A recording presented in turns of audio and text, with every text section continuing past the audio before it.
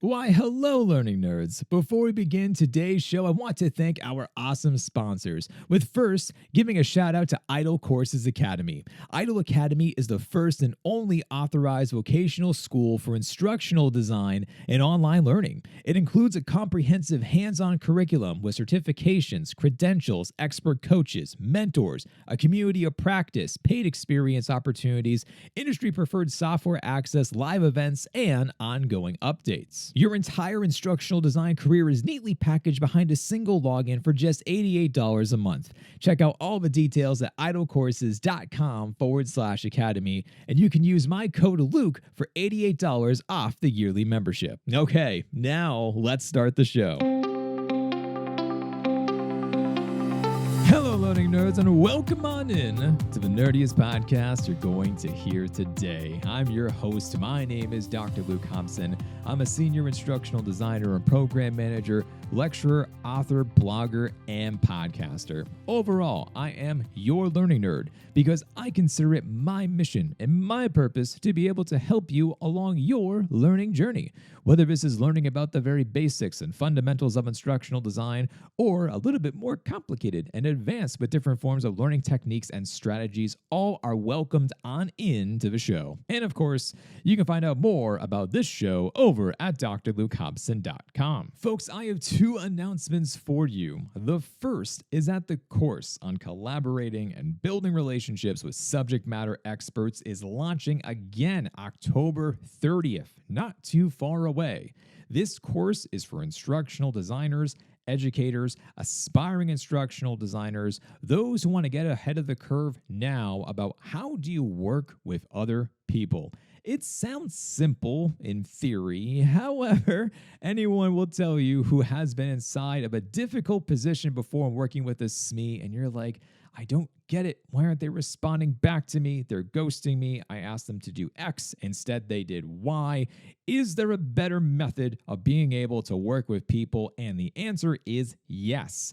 You can learn from my mistakes, which is how this course was actually created, giving you a step-by-step guide, a framework on what to follow, on how to work with other people. So hopefully you don't have these same types of mistakes that I made pop up for you in the future. This is, by the way, a blended learning approach. Almost everything in the course is asynchronous, the activities, the assessments, the content. But of course, I love being able to do live workshops and being able to teach more about this. So there are optional live workshops. If this sounds interesting to you, be sure to sign up. There are only 15 spots left. I make sure to cap it at a certain number because if it gets too high, then I cannot give you as much support as I want to, which is physically not possible to be able to do. So hey, sign up today, and I can't wait to see you inside of the class. And the other announcement is that the third cohort for Instructional Design Institute is going to be launching on December 11th. You probably already know what this is, but just in case, if you are a first-time listener and you haven't heard about this before, this is our 7-week instructional design bootcamp, teaching you everything that you need to know about the fundamentals of designing learning experiences, like with Andragogy, universal design for learning, backward design, evaluation, analysis, and really everything of a sort about how do you create meaningful learning experiences. And of course, we go into career tips. We talk about portfolios and interviews and branding and everything else of a sort. Essentially, I share with you as much as I possibly can, really, within 7 weeks without overwhelming you for everything.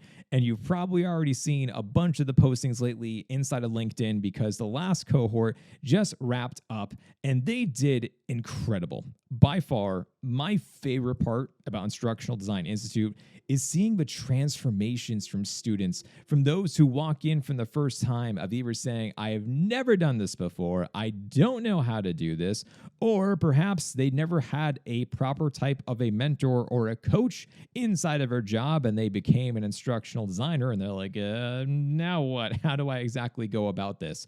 And then seeing how much people change by the end of 7 weeks and then looking at their portfolios, designing their courses, everything else, it's truly my favorite thing about Instructional Design Institute. Hence, also, if you see a whole bunch of sappy posts from me just saying about how much and raving about how well these folks have been doing, well, that's why. So if either the course about working with subject matter experts or the Instructional Design Institute and talking about the 7-week bootcamp, if either of those sound interesting to you, go down below inside of the show notes.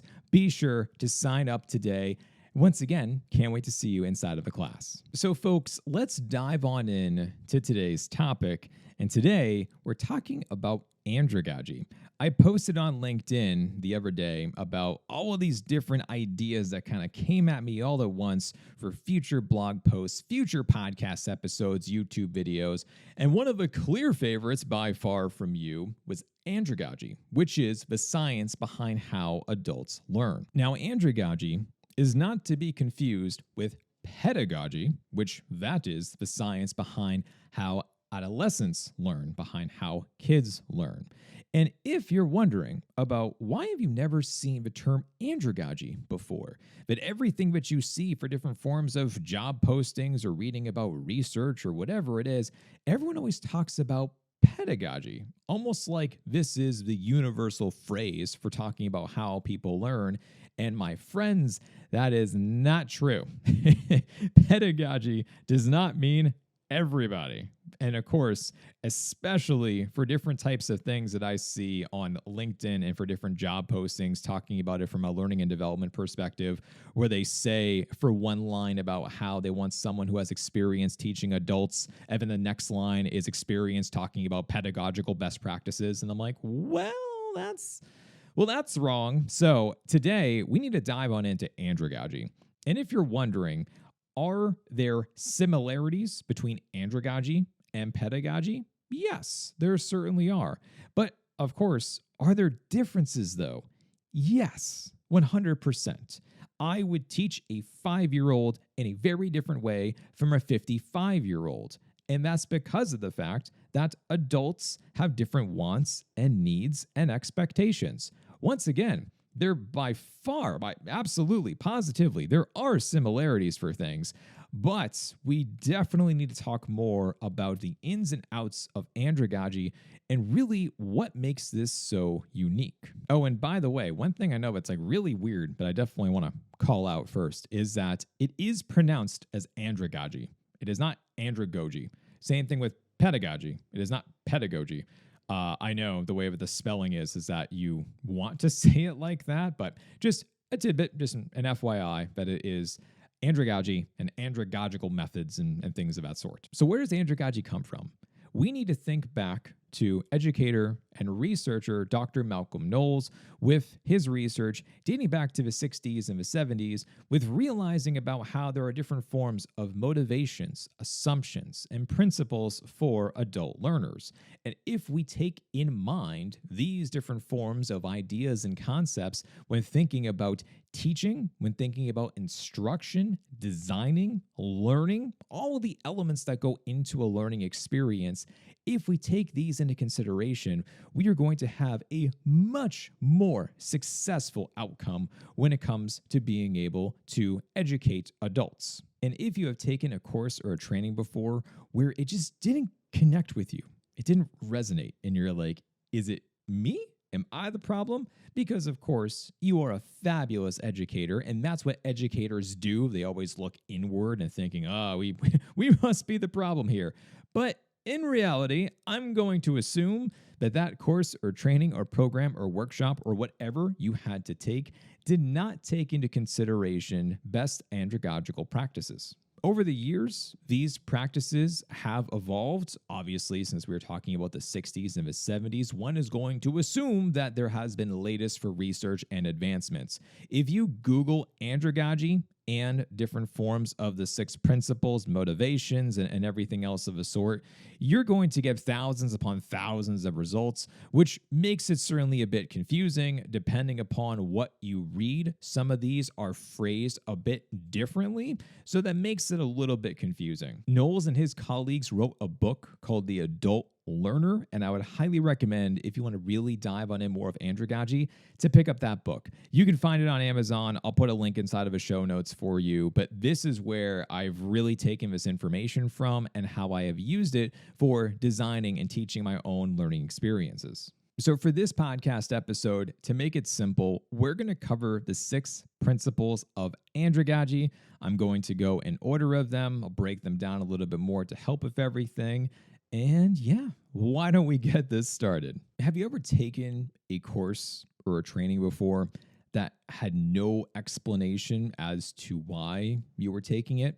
It just basically appeared inside of your dashboard. You received an email of, hey, you need to be able to take this. And of course, the entire time you're like, well, why? This sounds similar to something that I did before. Or I don't understand. How is this going to help me in my job? It feels like I'm just going through the motions here. I'm trying to be able to check a box and then to move on to the next thing. And if you have ever experienced anything like that before, then you now know about the significance and the importance as to sharing with students and with learners about essentially the why behind the ask, which is the first principle, is the need to know the why. Essentially, adults are thinking about how their time is valuable. They don't have that much of it. So when they are given a task to be able to accomplish something, the first thing that they think about inside of their heads is, well, what's in this for me? How is this going to help me? If I do this, then what is going to be the byproduct of this task? What is going to be the end result? You would probably assume that this would come naturally to be able to share with someone, especially in 2023, about why they're being asked to do something. We're not part of the military. You don't just take commands from a drill sergeant.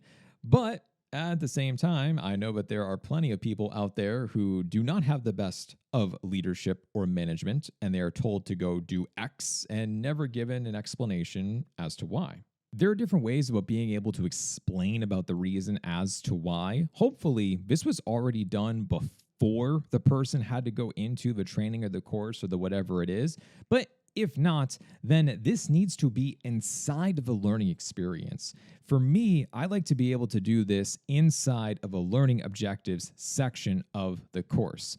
And usually what I'll do is that I will list out the learning objective, and then I will write a blurb below that explaining a little bit more in depth as far as for how this information is going to be used, how it's going to be relevant, and once again, what's inside of this for them. A few different ways about being able to approach this type of a technique, but overall, you need to share with people about the ask and about the why.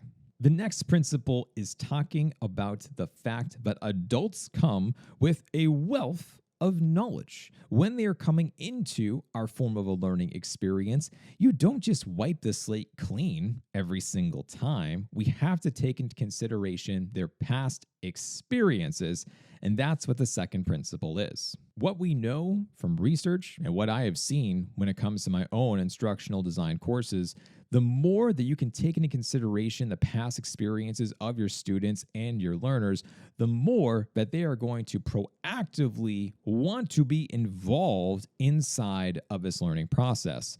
For instance, one of the known steps is being able to allow your students and learners to be able to plan their instruction with you. So let me give you an example. Inside of my courses talking about instructional design, the students pick what their final project is going to be. And inside of these courses, their final project is that they are going to be designing a learning experience of their choosing.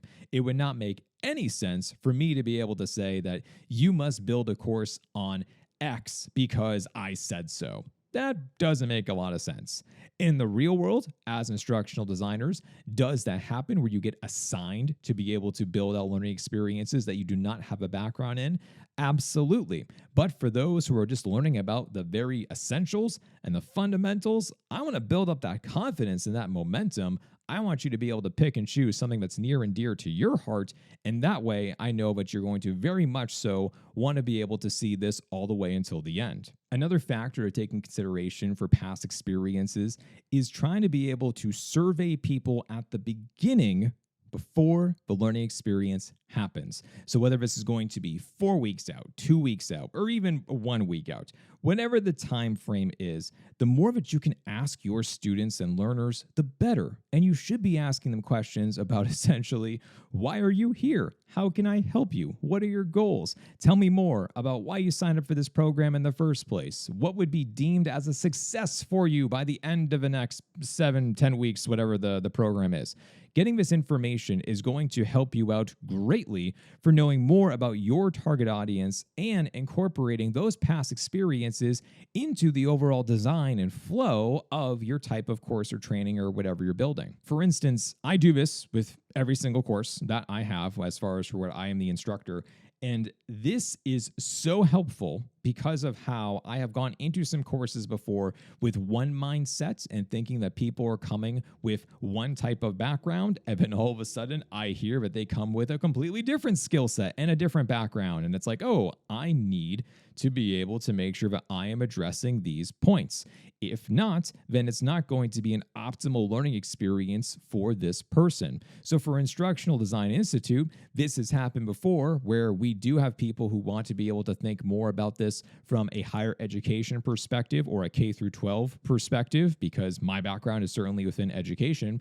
But by all means, of course, I'm going to be giving examples about working for corporate and freelance and other different forms of sectors as well too, because I want to make sure that anyone who signs up for the course still feels like I am speaking to them and I'm not just glossing over that fact altogether. The next principle is readiness. Readiness goes hand in hand with relevancy.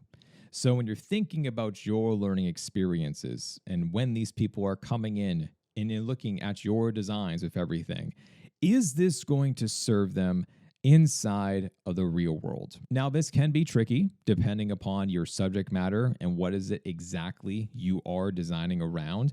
But at the end of the day, especially for adults, is that they do not want to learn about theory after theory and process after process. They have to have more concrete, practical examples of, yes, this is a theory, but here's how you actually use it inside of the real world.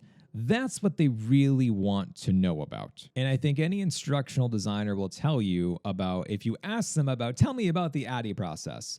And of course, we in instructional design will explain about ADDIE. And then usually what follows that is explaining about how people use ADDIE in the real world. So you can read an entire textbook on ADDIE. I have one on my shelf that I have read where I'm like, okay, this is an interesting perspective. I'm not sure how much of this is applicable to the real world of things, but I'm going to give this a chance.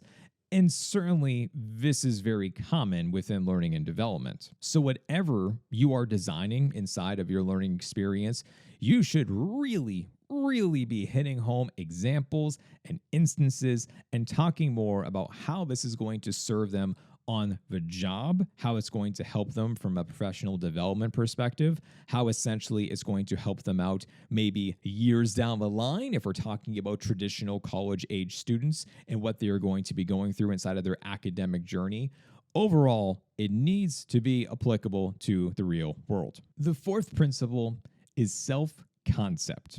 And when I say self-concept, I mean trying to be able to give students and learners more autonomy, flexibility, and freedom when it comes to being able to pick and choose how they want to learn. We seem to forget about this principle quite a bit, where if we have an end destination, there are multiple ways to be able to get there. It's not just to be able to say that the only way for you to be able to travel is by car. Can't you do plane, train, boats? Yeah, there's other ways of being able to get to an end destination. And the same thing goes inside of a learning experience. So let me give you an example. I noticed about how when I start off my courses, I do the typical type of introduction discussion posts where I want people to be able to introduce themselves to one another, because usually it's involved inside of a cohort and these people are going to be working together for the next 7 weeks or so. So yeah, I want them to be able to introduce themselves and to be able to learn a bit more about one another. But I heard one day from a student, and she mentioned about how she has done this same discussion post a million times. And I was just like, Oh, so what you're telling me is that it's a cohort model, but every course is in the cohort inside of his program. So you know these people already. This is going to be, the typical type of thing that you go into. Okay, why don't we change this up a bit? How about you can do the introduction post, or if you choose to be able to do so, you can do a video introducing yourself and mentioning about something that you have not shared before, one fun fact along those lines.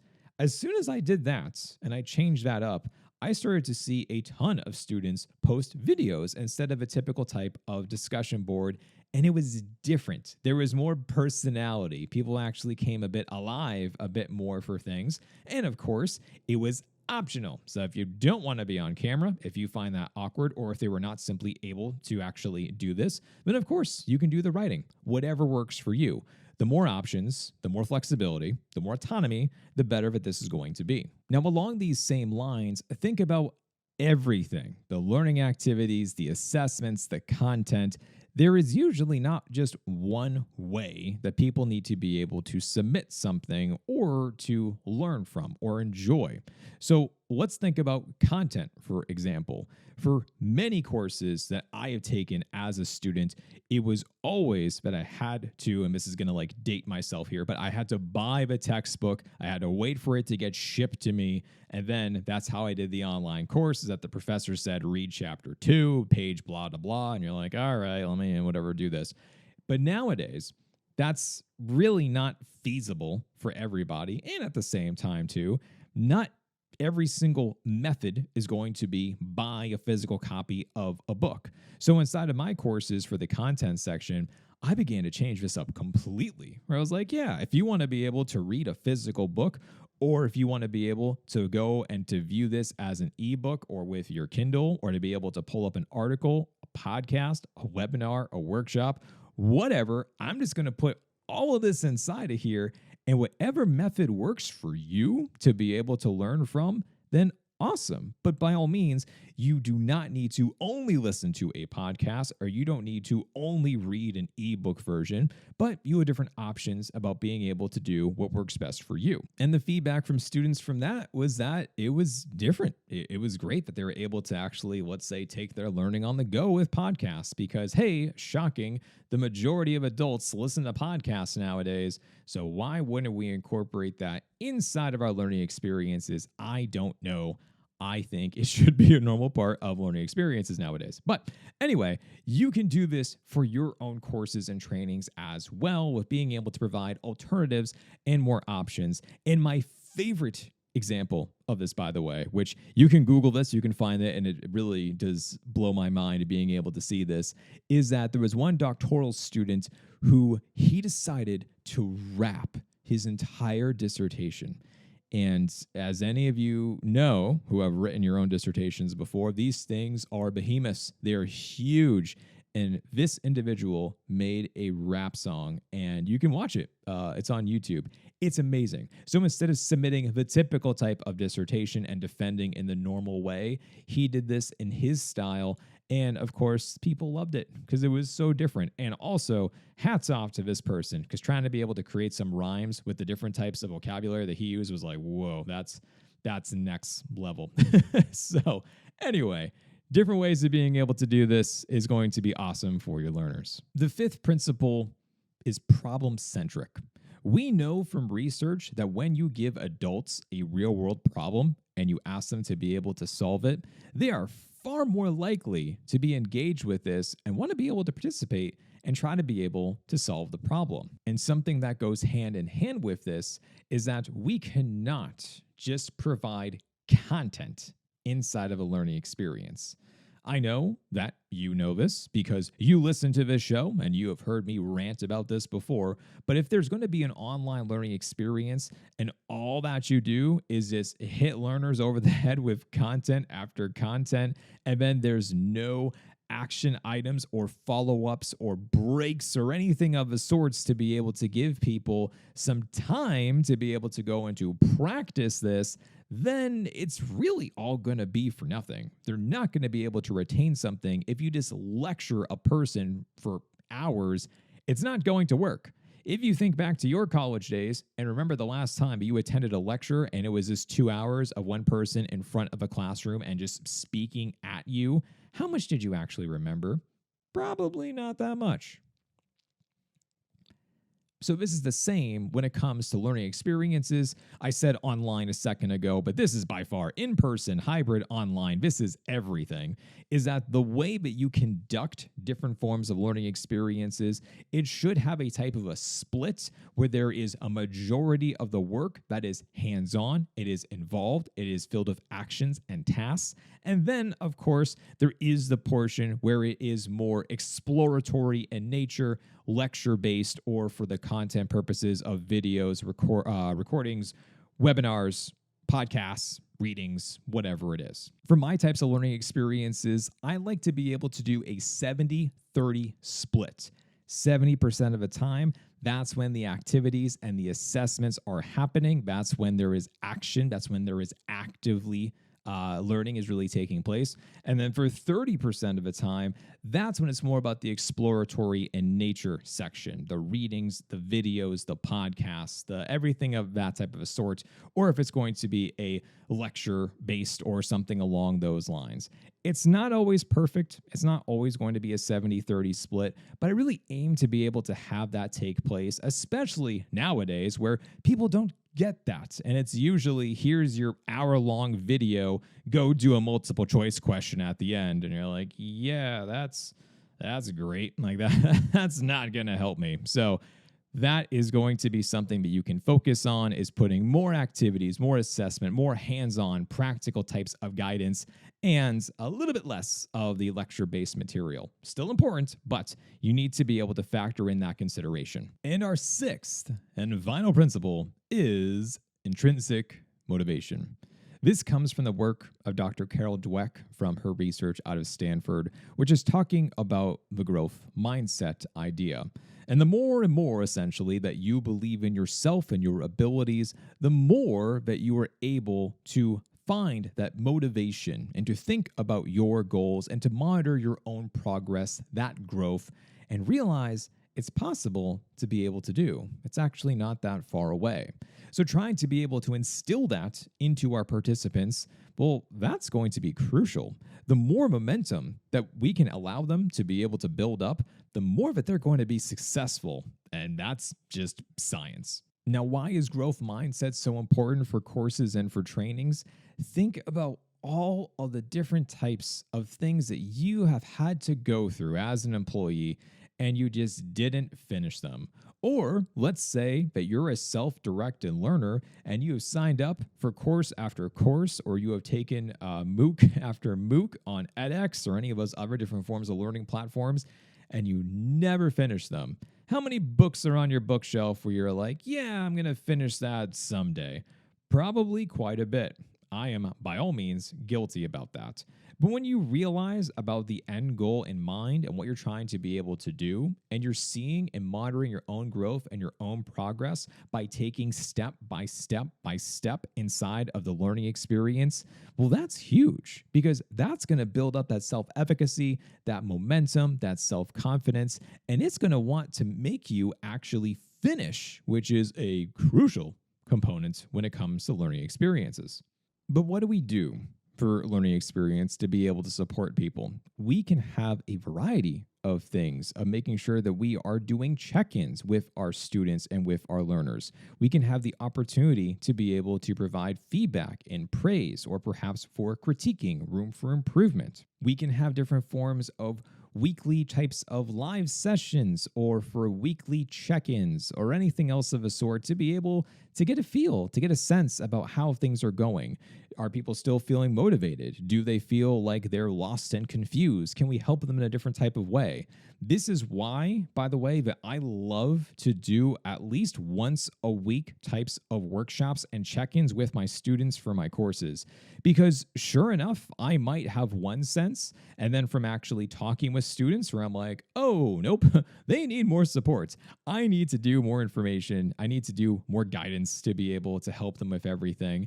And sometimes times you have an idea about this, and other times you don't. You simply just don't always know how things are going to go. So being able to make sure that you can think about how you can actually support your students and your learners, that is going to once again feed into intrinsic motivation. It's going to motivate people more to want to actually see everything through and make them realize that they can visualize about hitting their goals and that they're really not that far away. It just takes a bit more coaching and guidance and support, and that's what's really going to be able to help them out. Well, learner nerds, I think that I've talked at least long enough about andragogy. I can go about this all day, every day. It is something that is so near and dear to my heart. It baffles me that we don't take into consideration many of these principles for when we design learning experiences, and we need to do more. We need to get better about trying to be able to do these things, because when you do, I think this is like the biggest thing, is that when you do these things and you do them right and you do things well, the results are fantastic. It is night and day difference compared to essentially doing the typical types of things of winging it or not really using learning sciences or best practices or whatever. Obviously, you're not going to do that. You know what to do now. But you're going to encounter some different forms of trainings and courses and whatnot that you need to be able to take for your job or for school or for whatever requirements. And you're going to notice and being like, wow, why didn't you ask me about this? Why didn't we actually talk about X? Why can't I have the option to be able to do Y? And if you don't, well, then most likely andragogy was not considered as a part of the overall design. If you want to take a further deep dive into andragogy with me, this is actually one of the first parts about Instructional Design Institute. In week 1, we cover analysis and we cover andragogy at the same time. They 100% go hand in hand because, as you can tell, there's quite a bit of research that is involved there. So if that sounds interesting to you and you want to be able to learn more, once again, December 11th is when the next cohort does start. Be sure to apply today, and I will be reaching back out to you if everything does look great from there. And folks, a tremendous thank you to you for listening, for being with me on this journey. Some of you have been with me on this journey since 2020 and you have never left, which is absolutely insane that you are still listening to me all these years later. But I am so thrilled. I am so thankful. And I love being able to hear more from you about what you want to hear next on the show. So if you have not yet already done so, connect with me on LinkedIn and tell me about what exactly are you currently going through? What are you struggling with? Give me more podcast ideas. I can talk all day, every day. I think you know that at this point in time. As long as you give me some guidance about what path you want me to go down to be able to share with you, I am more than happy. I am an open book when it comes to being able to help you out along your instructional design journey. As always, leave this podcast a 5-star review wherever you are listening. A bunch of you started submitting the Apple Podcast reviews lately. Thank you once again. I really, really appreciate it. I read every single one of your reviews. If you have not yet already done so, of course, be sure to leave a review today. The SME course starts October 30th. That's really not that far away. We're approaching that very soon. If you have not yet done so, be sure to check that out. And of course, if you have any questions about that course in any way, shape, or form, please feel free. Reach out to me. You can always contact me, like I said, LinkedIn or via email, luke@drlukehobson.com. But hey, that is all I have for you. Stay nerdy out there, and I'll talk to you next time.